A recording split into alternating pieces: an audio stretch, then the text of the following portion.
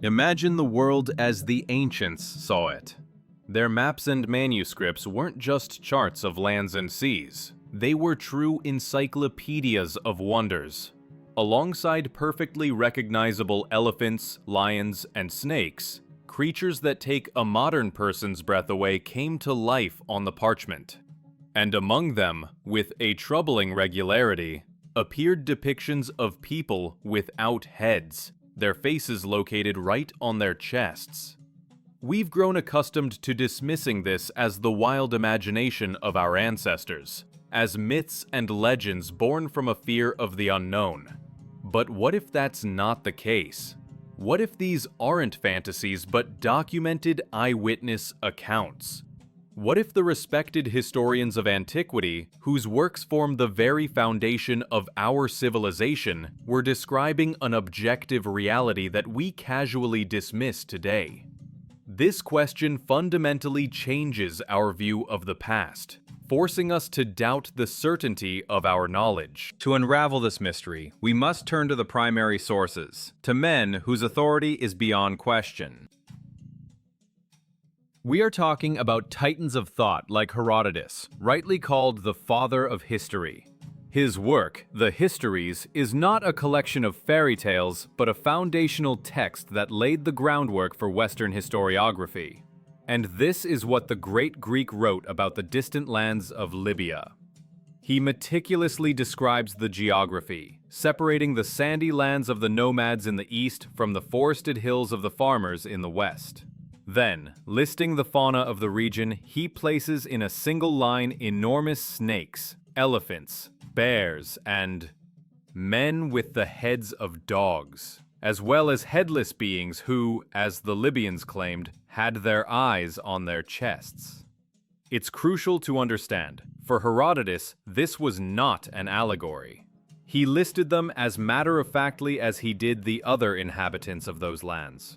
This wasn't fiction. It was information obtained from sources he considered reliable.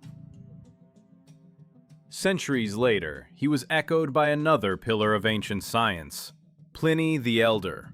His Natural History became the prototype for all modern encyclopedias, a colossal work that summarized the Romans' knowledge of the world. And in this work, Pliny speaks directly of a people called the Blemmyes. He writes, "They are said to have no heads, their mouths and eyes being seated in their breasts." Once again, we see not a myth, but a statement of fact recorded in a scientific treatise. Skeptics, of course, will find a simple explanation. They will say that ancient travelers might have encountered African tribes who wore terrifying ritual masks on their chests, hiding their heads under cloaks. This would create the illusion that the face was located on the torso. But this theory seems too simple. Were such inquisitive minds as Herodotus and Pliny really so naive as to mistake a costume for real anatomy? It's unlikely, especially since their own works described other, no less astonishing peoples, which proves that the headless people were not an isolated anomaly. They were just one part of a whole, long-vanished world, inhabited by the most incredible beings. For example, there were mentions of the skyapods, one-legged people who moved by jumping with incredible speed, and, in the heat, sheltered from the sun in the shadow of their giant foot. Or the gemantopodes, whose legs resembled the paws of animals. These descriptions suggest that we are dealing not with an error of observation, but with a global phenomenon, traces of which are scattered all over the world. Let's delve into the very essence of these accounts, setting aside modern skepticism for a moment. Herodotus, in describing the remote corners of Libya, doesn't write a separate chapter on myths. He methodically catalogs what, according to his information, inhabits that land. In his list, the strange but very real horned donkeys and venomous asps stand side by side with the cynocephali, the dog-headed men, and the Blemmyes, the headless creatures. For him and his audience, this was a single body of knowledge about a distant and dangerous world. He makes no distinction, adds no footnote saying, "Here begins the fiction." He simply relays the information, as any conscientious researcher of his time would. Pliny the Elder does exactly the same. His monumental Natural History is an attempt to comprehend and systematize the entire known world. And in this grand catalogue of nature, alongside descriptions of minerals, plants, and animals, a short but clear note appears about the Blemmyes, whose mouths and eyes are located on their chests. They are not characters from an epic poem, but objects of study, another form of life on this planet. Of course, the simplest and most tempting explanation that comes to mind is an error of interpretation. The rational mind immediately paints a picture. A warlike tribe, seeking to intimidate its enemies, employed a tactical trick. Warriors could have worn huge, fierce masks on their chests while hiding their own heads under a cloak, or ducking so low that from a distance, it seemed as if they had no head at all. For an unprepared foreigner encountering such an army at twilight, or in the heat of battle, the effect would have been stunning. This story, retold dozens of times, could easily have turned into a tale of an entire nation of headless people. It is a logical and convenient theory that allows us to maintain our familiar picture of the world.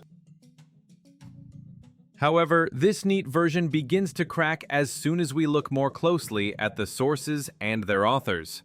To believe this theory is to admit that not only the greatest historians and encyclopedists of antiquity, but also the countless travelers, merchants, and soldiers whose stories they recorded fell victim to the same deception. Could such experienced and inquisitive men repeatedly mistake a ritual costume for actual physiology? It seems unlikely. But the main blow to the masquerade theory is the fact that the Blemmyes were far from the only strange beings described in ancient texts. They were just one of the so-called monstrous races. In the very same works, sometimes on adjacent pages, we find mentions of other amazing peoples. For example, the Skyapods, inhabitants of India or Ethiopia. These people, it is reported, had only one but enormous leg, on which they moved with astonishing speed. And during the midday heat, they would lie on their backs and raise their gigantic foot, using it as an umbrella to shield themselves from the scorching sun. The Greek writer Ctesias described this tribe in detail, as well as people with dog heads. This shows that the Blemmyes were not a random anomaly taken out of context.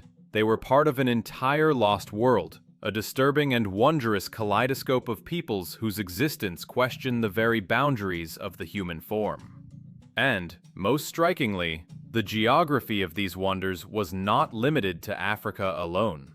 Similar descriptions surfaced in the most diverse corners of the planet, in cultures that seemingly had no connection with each other. If the stories of headless people were confined to the Greco-Roman world, they could be considered a unique cultural phenomenon, the product of a single region's imagination. However, the most astonishing thing is that this image is not a local legend, but a global mystery. It surfaces in cultures separated by thousands of kilometers and centuries of isolation, appearing with an obsessive and inexplicable precision. This is not just a coincidence. It is a pattern that demands an explanation. Let's travel east to ancient India and open the pages of the great epic, the Ramayana. There we meet a powerful demon named Kabanda.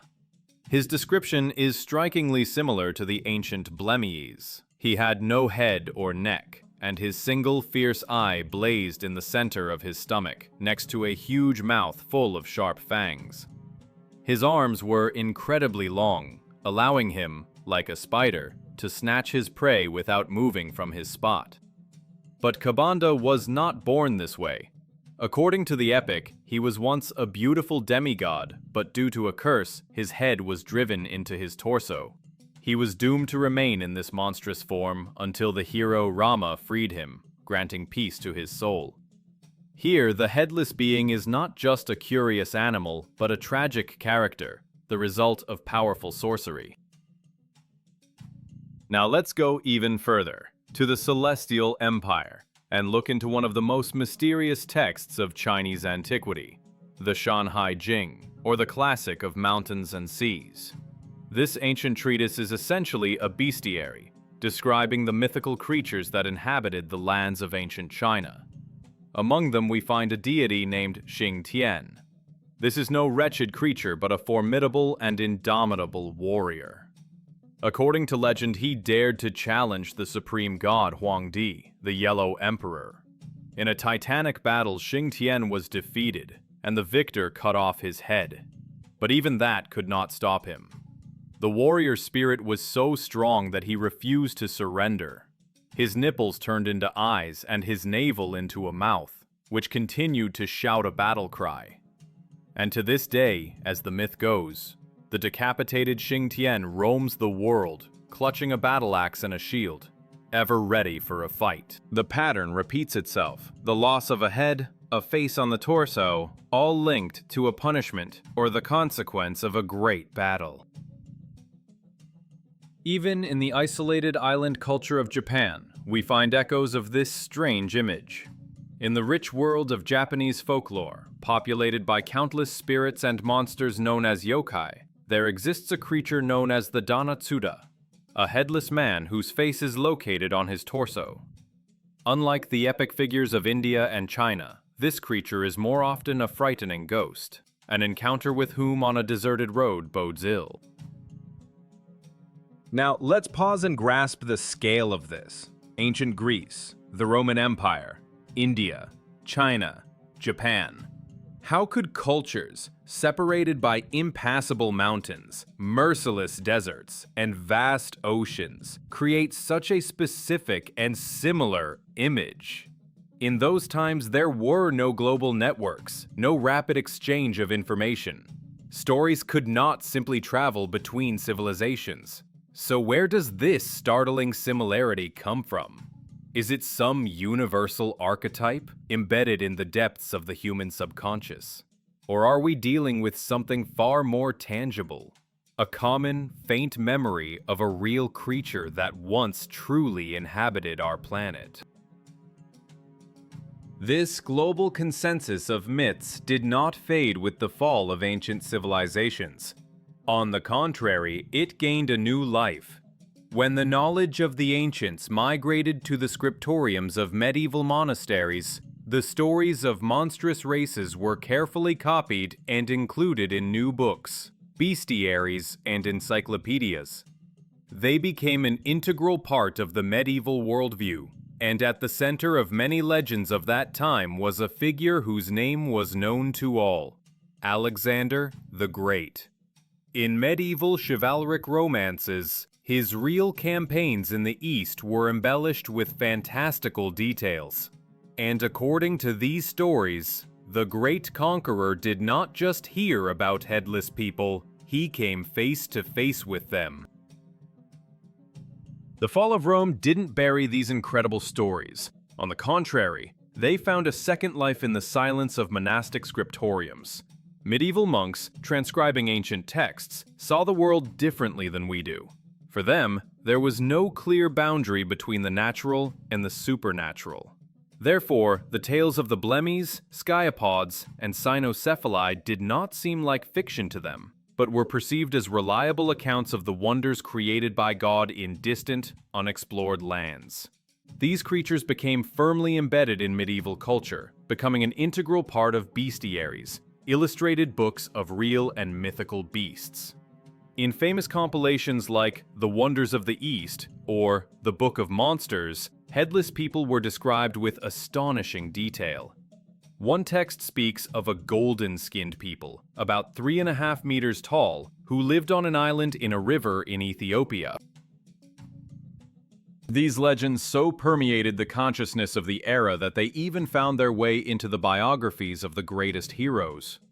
Thus, in the numerous medieval versions of the story of Alexander the Great, his conquests took on a truly epic scale.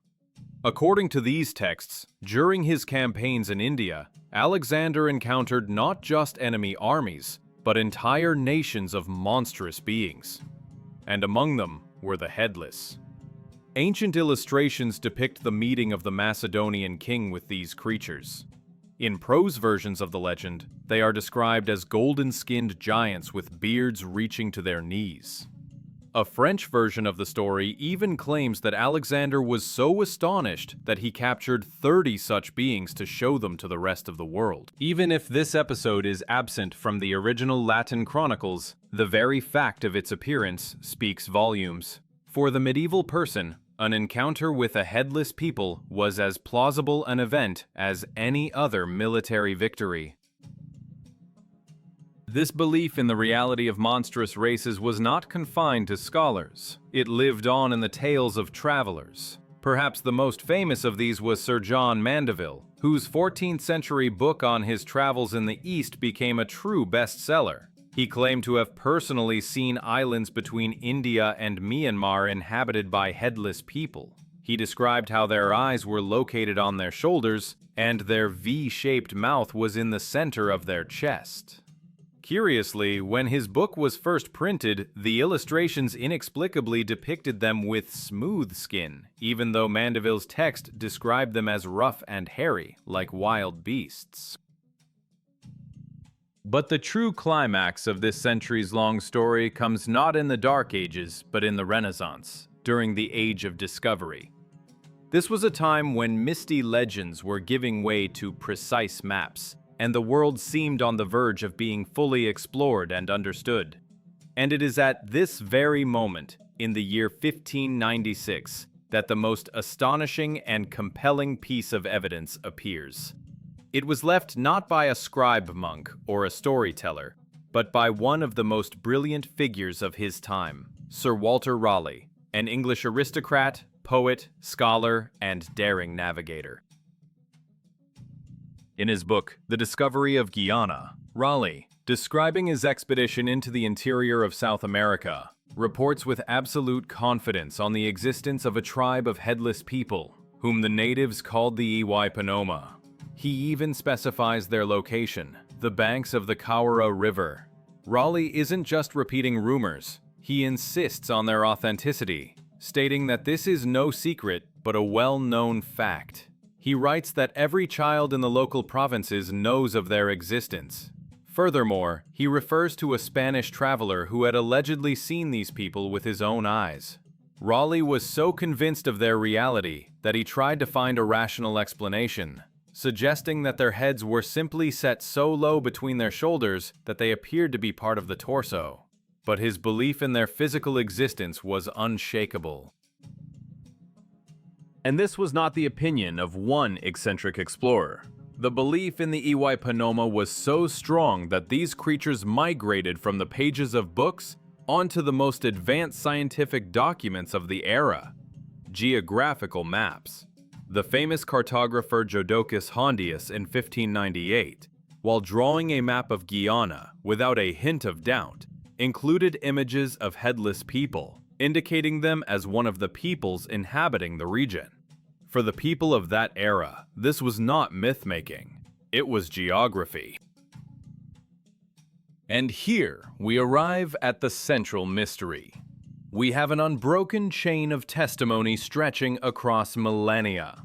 From the father of history, Herodotus, in the 5th century BC, to a celebrated Elizabethan navigator at the very end of the 16th century. Accounts spanning 3 continents, Africa, Asia, and South America. Evidence recorded in historical chronicles, encyclopedias, epics, and drawn onto maps. And then, silence. After Raleigh's era, mentions of headless people abruptly cease. They simply vanish from the pages of history and the maps of the world. Where did these people go? Why did eyewitnesses speak of them for thousands of years, only for them to suddenly disappear without a trace? This abrupt disappearance is perhaps the greatest mystery in this entire story. And it is here that we move from historical evidence to the boldest and most frightening theories that attempt to explain this enigma. And so, the trail of evidence goes cold on the threshold of the modern era.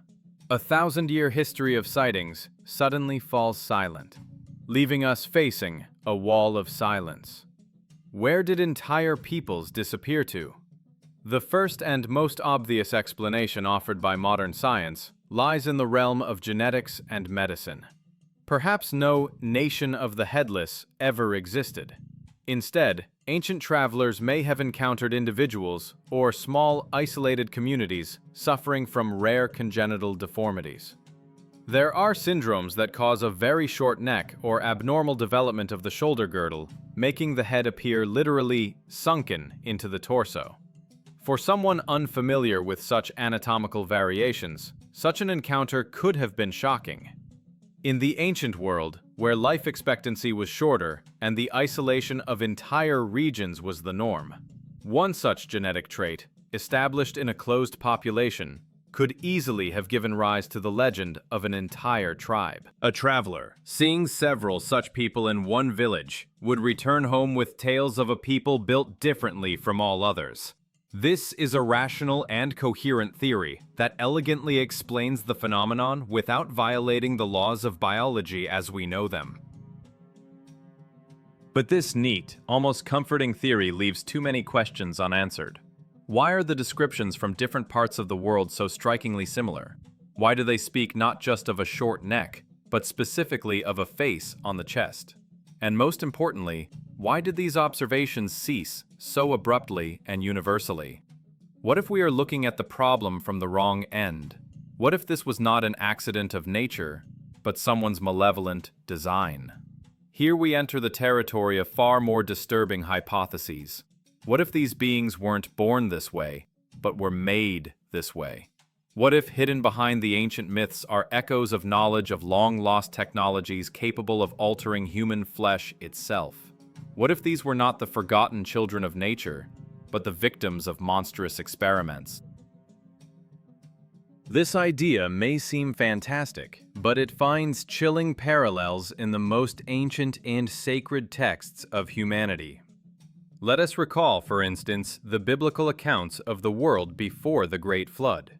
According to these texts, that was an era when the earth was filled with the Nephilim, powerful hybrids born from the union of the sons of God and the daughters of men. The Book of Enoch, an apocryphal text not included in the canon but respected in antiquity, goes even further. It tells how fallen angels descended to earth and taught humans forbidden knowledge, which led to chaos and the corruption of all living things. They created unnatural unions between humans and animals, spawning chimeras and monsters that defiled creation. In this context, the Great Flood appears not just as a punishment for humanity's moral decay, but as a global sterilization of the planet, a desperate attempt by God to destroy the terrifying fruits of these forbidden experiments and restore the world to its original state. If we allow for the possibility that civilizations in the deep past possessed technologies that we would today call genetic engineering, the picture of the world changes dramatically. Perhaps it was not just about crossbreeding species. Imagine the directed application of unknown energies, chemical compounds, or physical procedures capable of deliberately altering human anatomy. The depictions of headless beings cease to be mere myths and begin to look like sinister documentary evidence. Perhaps these were real experiments, conducted in the distant past by some powerful force that controlled the world. But if someone possessed such incredible and dangerous technologies, what was their purpose? The creation of new races? Unlikely. A far more logical and frightening possibility presents itself. What if these technologies were used not for creation, but for punishment and total control? What if the ruling cults or civilizations of antiquity had the power not just to eliminate an enemy, but to transform them into a living embodiment of terror? Imagine the fate of captured warriors or an entire rebellious tribe who were not put to an end, but are subjected to a procedure that permanently changes their appearance. They are turned into hideous creatures, deprived of even a normal human face, and sent back to their people as a living warning. This is a weapon not of physical, but of psychological annihilation, far more terrifying than any sword. In this case, the Blemmyes are not a distinct people with their own history and culture, but living, breathing evidence of the most horrific war crime in history. They are not a race, but a sentence, pronounced and carried out. But what if we've been looking in the wrong place entirely? What if the mystery of the Headless people is not a question of biology or lost technology, but a question of psychology and power? There is a third theory, no less frightening than the others.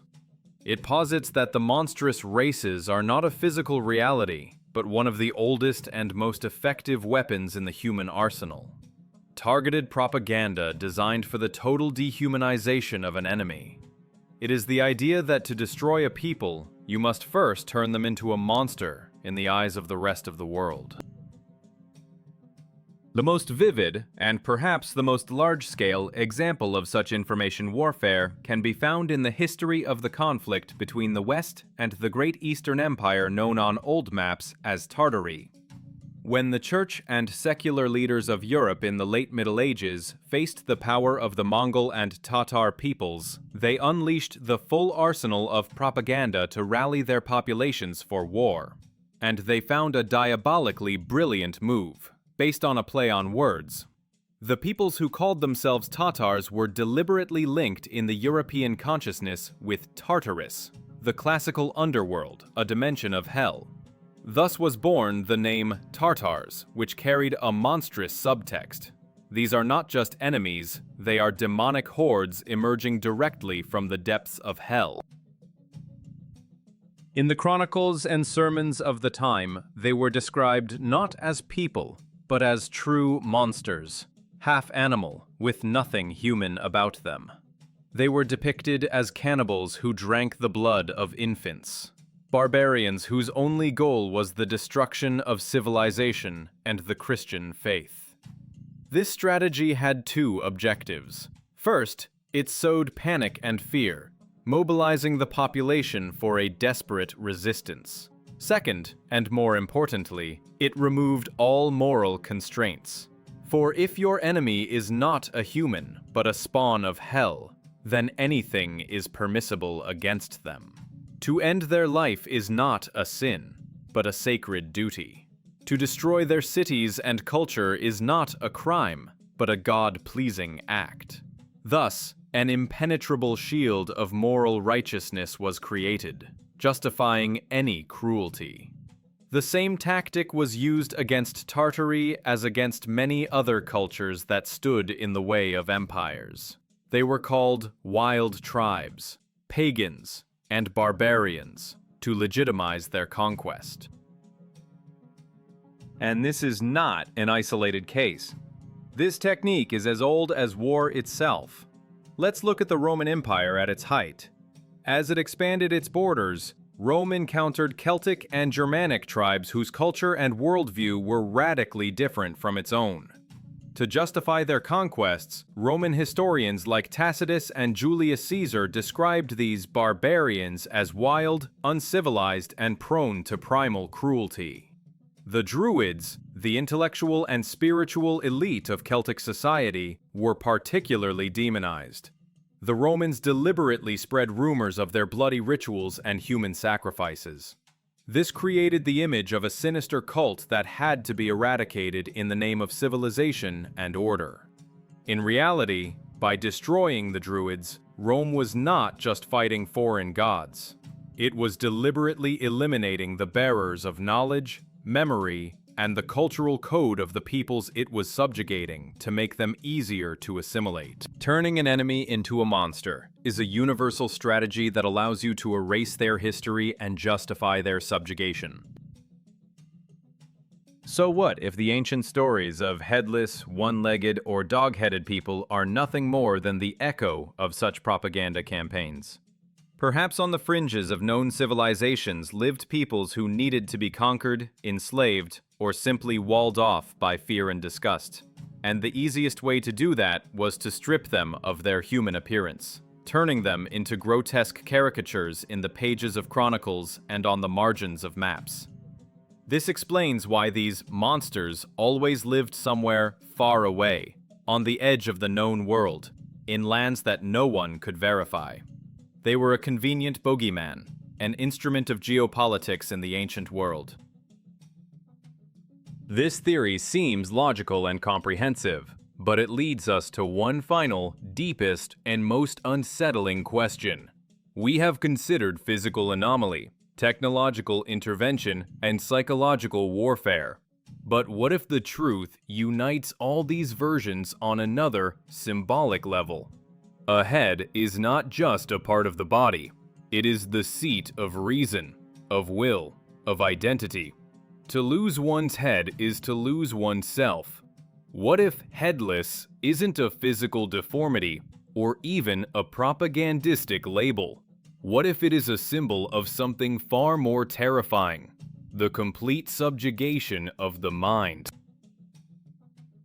And so, we arrive at the final, deepest, and perhaps most important theory. It invites us to step away from a literal interpretation and to look at the image of the headless man as a powerful symbol. For what is a head in our understanding? It is not merely an anatomical part. It is the vessel of reason, consciousness, personality, and will. It is what makes us who we are. To lose your head is an idiom that still means to lose control, reason, self-possession. What if the ancient texts are not speaking of the absence of a physical head, but of the absence of everything it symbolizes? What if headless is not a description of the body, but a diagnosis for the soul?